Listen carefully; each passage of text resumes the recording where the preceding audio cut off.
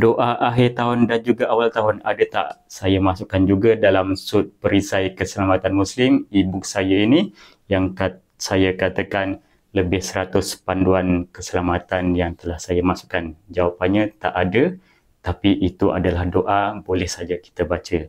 Dengan syarat kita tidak mengiktikadkan doa itu ada fadilat yang dikatakan sesuatu fadilat yang besar yang mana tak ada dalam hadis saya. Sebab bila kita nak kaitkan dengan fadilat, fadilat adalah perkara gaib. Perkara gaib mestilah datang daripada Nabi SAW.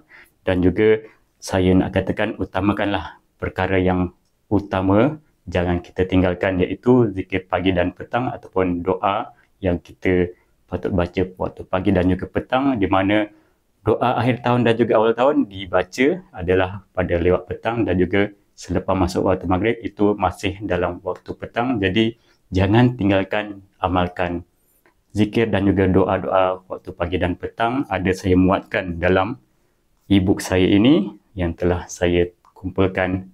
Ada 100 lebih panduan dalam ni. Jemput dapatkan segera, amalkan. Siapa yang nak balik kampung, kita ada cuti 3 hari hujung minggu ni. Yang nak balik kampung dalam kereta, galakkan anak-anak membaca e-book ni, menghafaz sama-sama dalam kereta, dalam perjalanan yang jauh.